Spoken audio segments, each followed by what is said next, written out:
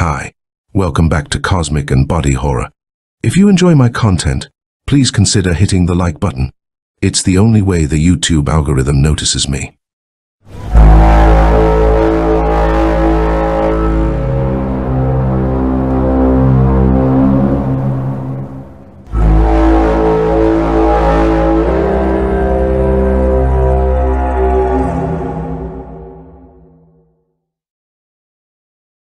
The Ocean Ogre by Dana Carroll. Wierd Tales, July 1937. A tale of the sea and the thing called Alain Gervais that came aboard the Jolly Waterman. June 2nd.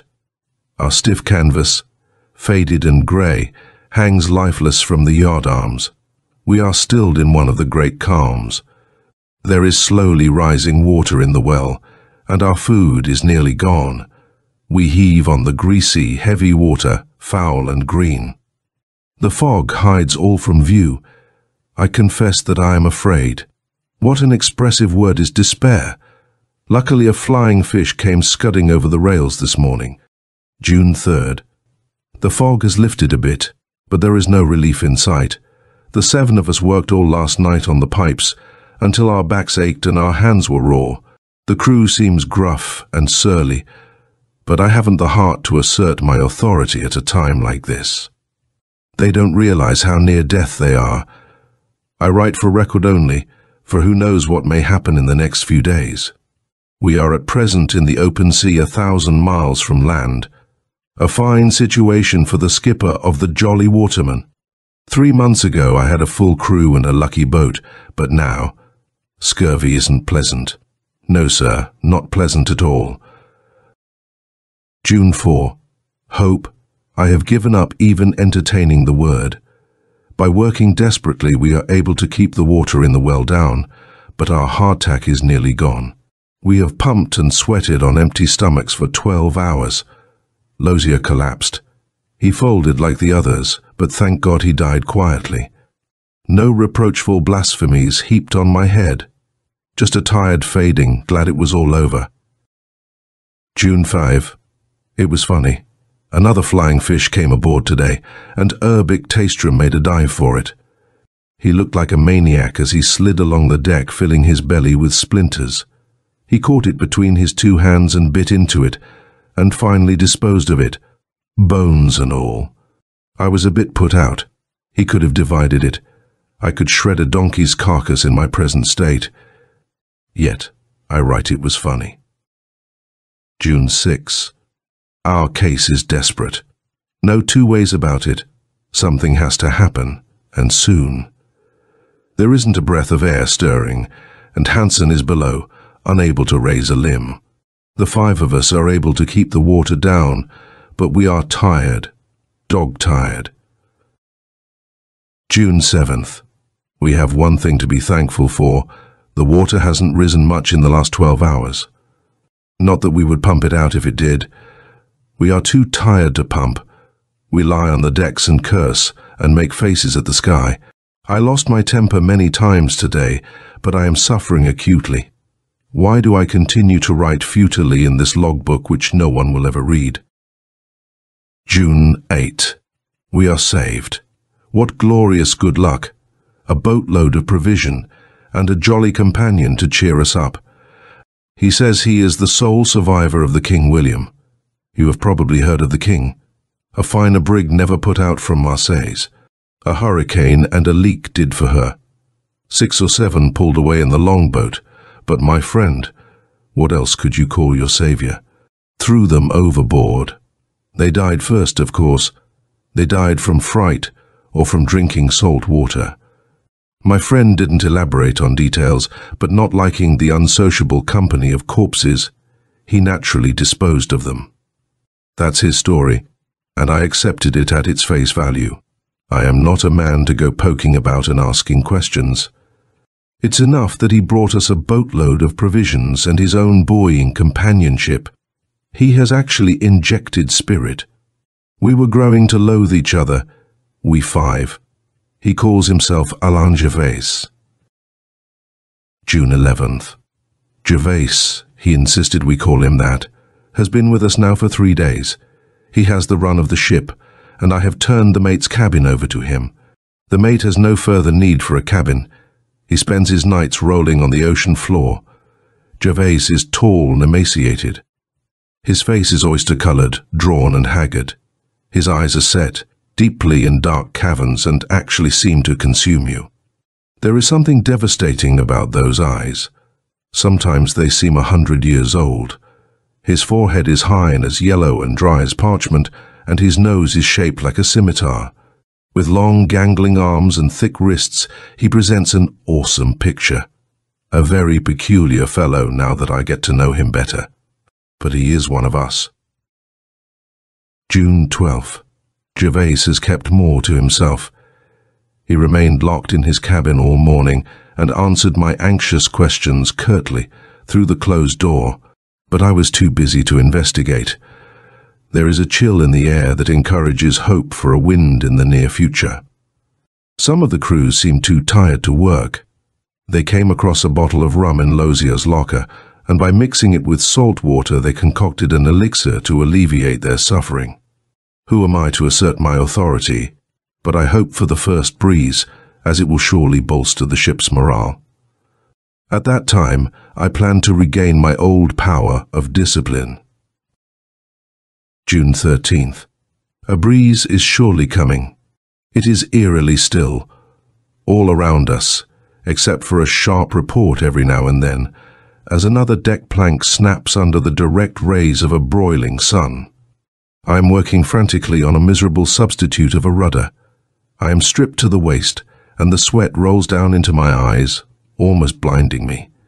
I have been over the side twice this afternoon for relief, but there is very little in the brackish water. June 14th. Gervais slept on the planks with the crew last night, and this morning he looks 10 years younger. His face is flushed and full, and the greenish hollows have disappeared from beneath his eyes. But Hansen isn't well. He complains of pains in his chest, and once or twice he spat a mixture of blood and rum. His big face seems sandpapered by age, and he is abnormally pale. June 15th. No breeze. Hansen is surely stricken. Death hovers over him like an impatient doorman. He lies in his cabin and groans, and I can do nothing for him. His pallor is genuinely alarming. Even his lips are bloodless. He complains of his nose and noises in his ears, and Gervais has shown his first glints of ill nature. His eyes smoulder when he speaks, and for the first time I discern a hard cruelty in the man. He is an alarming personality. June 16th. Hansen died this morning. A horrible, racking death. It seemed as though he wanted to tell us something. I laid my ear on his broken, watery lips, but was unable to make out anything intelligible from his forced moaning. Gervais actually gloated over his death. What can it mean? Why such a metamorphosis in the man we befriended? He owes everything to our generosity. Human beings are utterly despicable, and I have lost faith in them. He gloats over the misfortunes of others. He actually smiled as we dropped poor Hansen into the sea. Imagine it. June 17th. There is still no wind. There is something unnatural about this floating hulk. Even the cook has noticed it. It ain't natural, he said, for a ship to smell like this, and that Gervais fellow's cabin, phew! It not only stunk, but I clouted him behind the ear. You're a fool, I shouted. He's all right. You have a feeling that he knows more than 10 ordinary men whenever he opens his mouth to tell one of his amazing yarns. And that tale of the French fleet he told yesterday was so real, so vivid. But it set me to thinking. I must confess the smell of Gervais's cabin did horrify me. I entered it while Gervais was on deck, and the stench nearly laid me out. The place smelt like a charnel house. The odor of decaying shellfish mingled with a peculiarly offensive and acrid smell that in some way suggested newly shed blood. Tonight I shall finish the rum. Oh, I will get gloriously drunk, but what does it matter? June 18th. Gervais has grown currish and cynical. He's assumed the authority to curse my men and refuses to speak to me.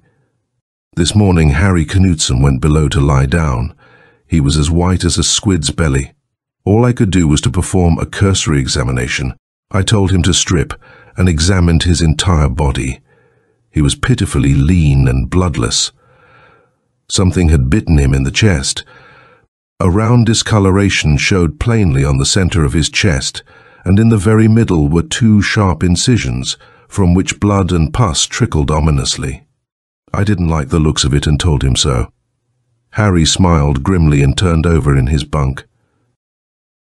June 19th. Gervais seems to have appointed himself king of the ship. He does whatever he pleases. This morning he cut a strip of sail down and improvised a novel marquee for himself on the poop deck. All during the late afternoon he reclined under the canvas, smoking his briar and gazing reflectively out to sea. None of the men approached him. They want as little as possible to do with so temperamental a person. We were all occupied forward when we heard a triumphant shout from Gervais. He was jumping around under his marquee and pointing over the side. It was Hansen's body, floating face upward, not 10 feet from the ship. His nose was gone, and his cheekbones protruding through the wasted skin. The water was so still he seemed to hang there, leering up at the ship. When we buried him yesterday, we sewed his body in canvas and weighted it. Evidently the stitching had loosened, and the suddenly released, air-filled body had popped to the top like a cork. June 20. An unaccountable incident occurred on deck today. I am obliged to believe that Gervais is insane. Roland Perrison was working on the braces, and his hand accidentally slipped. He cut himself badly. The blood gushed down his arm, and we all feared he had severed an artery. His underlip trembled, but he didn't complain or cry out. He simply walked with unsteady steps toward the forecastle. Gervais was on the poop deck, in his throne room, as we have begun to call it. The sight of Perrison's uncertain steps somehow excited him. He made for Perrison. Perrison saw him coming and stopped, a little puzzled, a little hopeful. In a moment Gervais had seized upon the injured arm. He gripped it forcefully and stuck it under his shirt.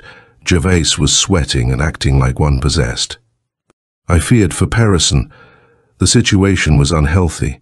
I stepped forward to interfere, but when I reached them, they were free of each other. Perrison held his arm and groaned. "There's no blood on it," he bellowed, "and it's as cold as ice."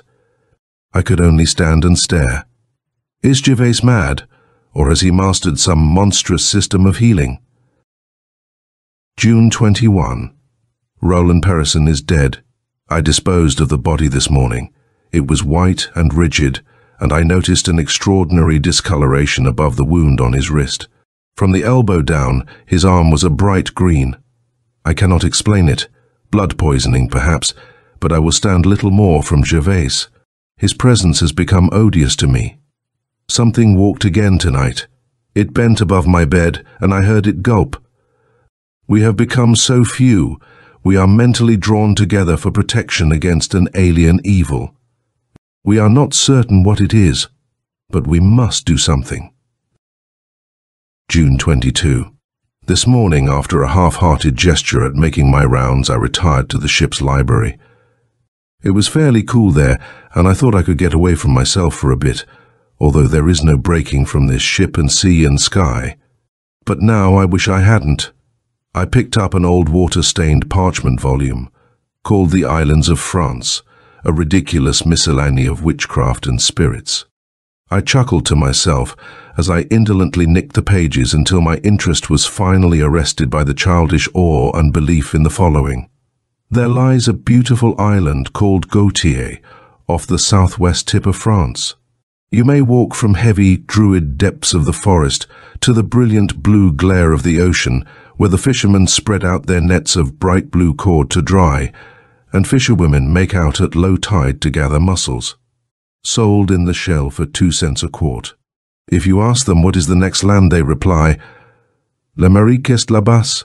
America is over there. They are a naive folk, few of them ever having been away from the island.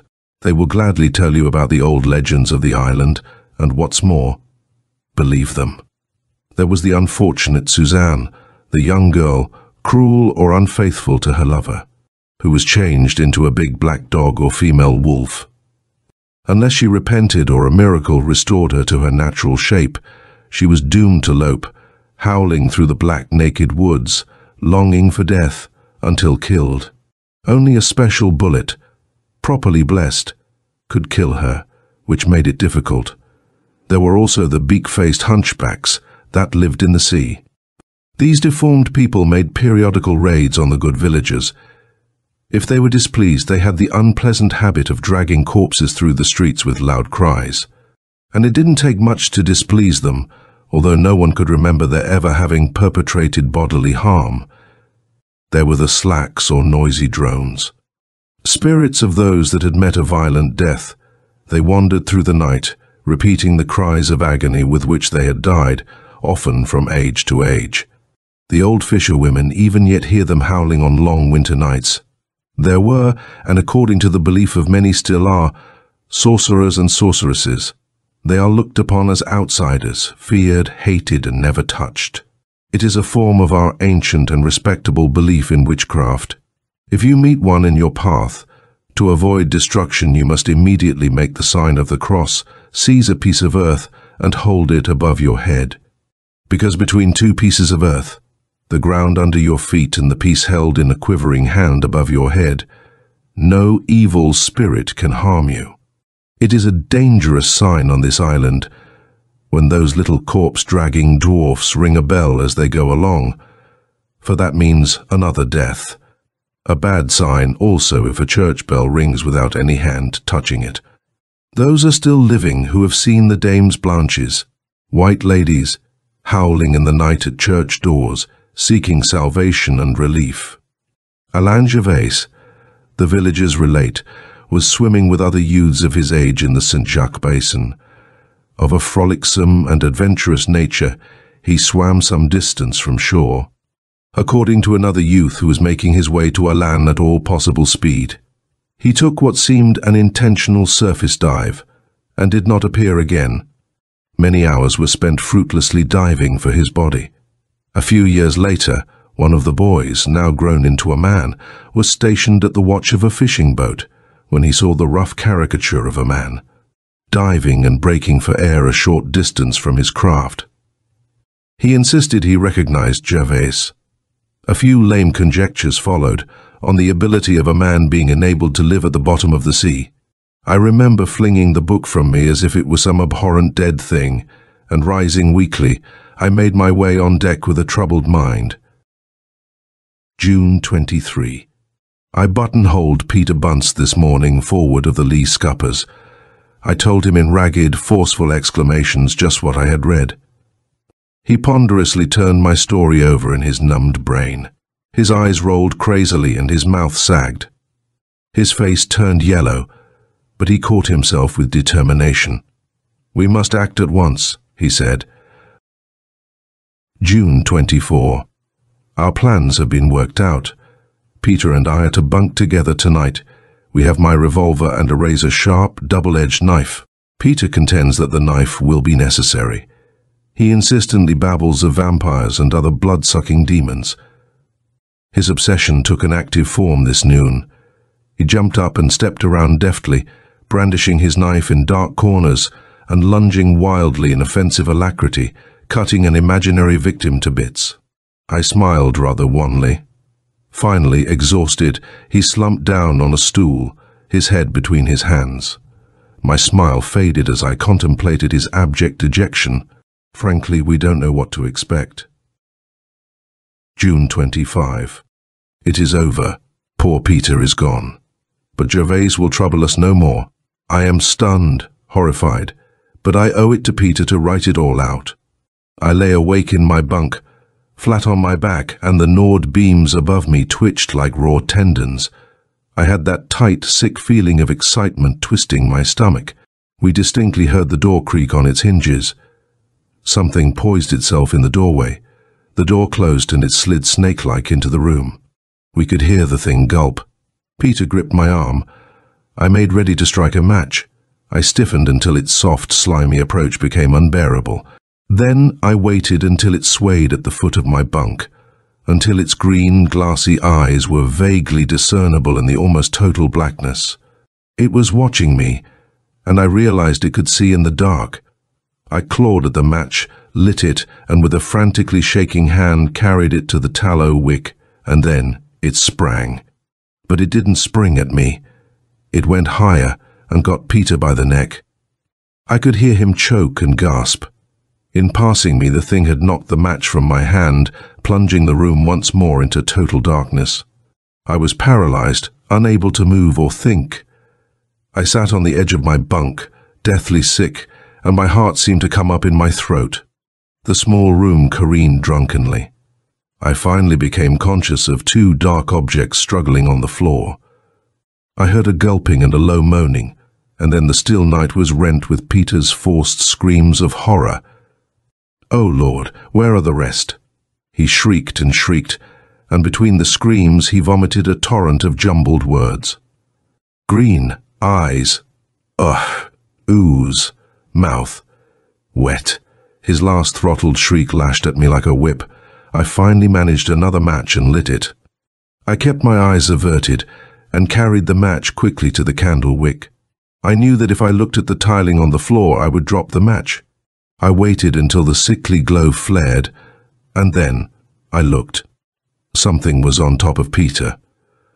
It covered him and seemed about to absorb him. In its evil, distorted features, I recognized a caricature of Gervais, but the evil in the man had sprouted. It had turned him into a jellyish, fishy monstrosity. His middle was festooned with soft flesh. His legs and arms actually gave. But worst of all, the body of the creature was covered with greenish scales, and it had pulsating pink suckers on its chest. These were lustily at work on Peter. I thought of the revolver on my bunk, found it, and gripped the butt and leveled it. I aimed it at Peter and the thing on the floor. I fired at the two of them, for I honestly had no intention of sparing Peter. I knew that Peter would not want it, and the mute appeal in his eyes was unmistakable. Again, objects refused to retain their identity in my sight. I cracked mentally. I have a vague recollection of bringing two bodies on deck. I remember one was light, brittle and hollow like an empty matchbox. The other, wet and strangely heavy, silvered its path with slime as I laboriously dragged it up the companionway. In the dim half-glow of the ship's watchlights, I bent over the bodies. Peter was done for, there was no doubt about it. My merciful shot at short range had found its mark, and one temple was singed with powder. I stooped and lifted him tenderly. Then, with a sob, I lowered him gently into the ocean. I stood for a moment looking over the side, thinking of the finality of it all, and watching the ever-widening ripples on the surface of the oily water. Finally, I turned to regard what was Gervais. With a mingling of loathing and interest, I unhooked a lantern and set it near his head. The sickly glow jumped and played on the cruel, twisted features. To my surprise, I perceived a slit deep in the folds of his neck, very much like the breathing organs of a fish. The gill was rigid and distended now, revealing a dark inner lining of red. The body exuded an oily scum, malodorous even in the clean salt air. I hunched closer over the body, and to my amazement a look of ineffable happiness and gratitude had suffused Gervais's face. Was it the weird light, the softening touch of death, or final liberation? No one will ever know. But I do not think it requires an answer. I am ready to be finished with the entire matter, just as Gervais is finished. I later went down into Gervais's cabin and breathed deeply of the fresh, clean air that blew through it. June 26. We are saved. There is a breeze this morning. The heavy canvas is bellying and all hands are busy forward. The grey sky above us is sagging like a wet blanket filled with spring rains.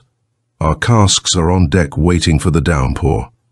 I thank God that we are safely headed toward France. End of the Ocean Ogre. This is the end of the story. Tell us what you think in the comment section. Please subscribe and ring the notification bell so you'll be the first to know when we release new content. If you want to support us, consider joining our channel membership. You will get instant early access to more than 100 stories before their release. This is the only way to support our channel.